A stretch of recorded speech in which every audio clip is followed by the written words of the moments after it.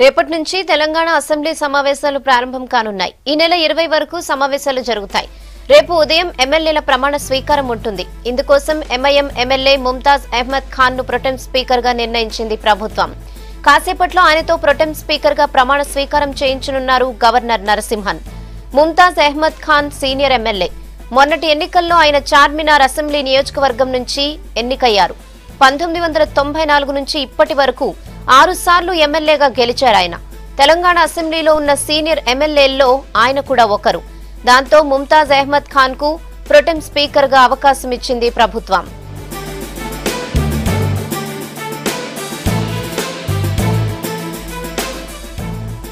రేపు ఉదయం 11:30కు pro tem speaker అధ్యక్షతన అసెంబ్లీ సమావేశాలు ప్రారంభమవుతాయి.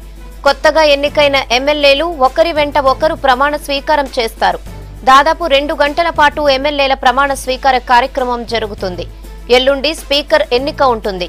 19న గవర్నర్ ప్రసంగం, 20న గవర్నర్ ప్రసంగానికి ధన్యవాదాలు తెలిపే తీర్మానం ప్రవేశపెడతారు. ఇక దానికి సభ ఆమోదం తెలపనుంది.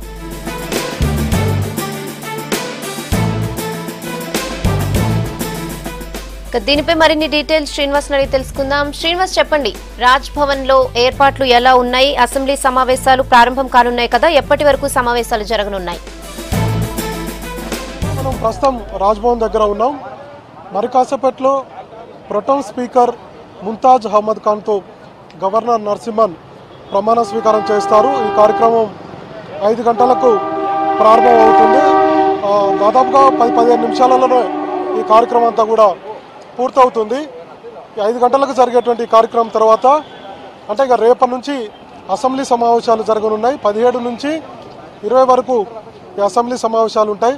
17వ తారీఖున అంటే రేపు కొత్తగా ఎన్నికైనటువంటి సభ్యులందరూ కూడా ప్రమాణ స్వీకారం చేస్తారు అసెంబ్లీలో. ఇది ప్రొటెం స్పీకర్ అధ్యక్షతన ముంతాజ్ ఖాన్ అహ్మద్ అధ్యక్షతన ఈ కార్యక్రమం జరుగుతుంది.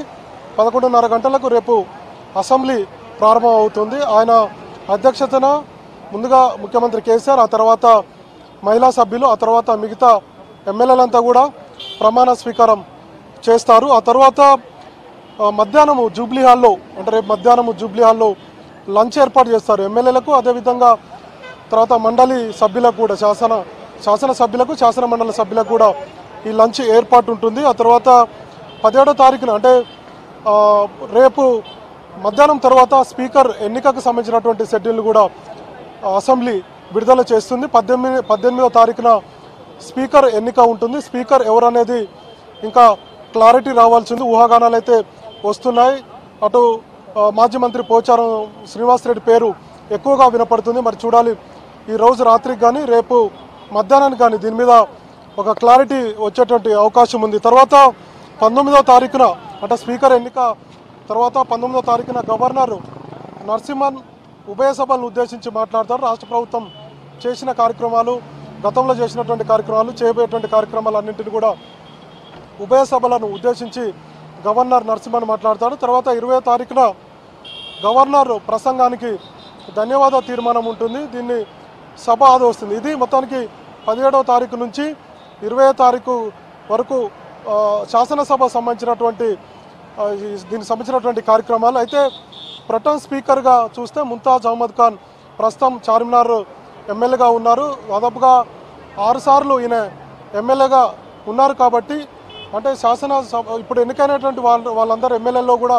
ఈయన సీనియర్ కాబట్టి ఈయనను ఎంఐఎం నుంచి ఫస్ట్ టైం ప్రొటెం స్పీకర్గా ప్రభుత్వము ప్రమాణ స్వీకారం చేయించాలని చెప్పి నిర్ణయం తీసుకుంది. గవర్నర్ నరసింహన్ 5 గంటలకు ఈయనతోటి ప్రమాణ స్వీకారం చేస్తారు. రేపు అంటే 17వ తారీఖు 18వ తారీఖు వరకు కూడా ఈయన అధ్యక్షతననే ఈ అసెంబ్లీ కార్యక్రమాలు ఉంటాయి. స్పీకర్ ఎన్నిక తర్వాత స్పీకర్ అధ్యక్షతన అసెంబ్లీ కార్యక్రమాలు జరుగుతాయి. మరి కాసేపట్లోనే గవర్నర్ నరసింహన్ ప్రొటెం స్పీకర్ తోటి ప్రమాణ స్వీకారం చేయించనున్నారు. రెహానా.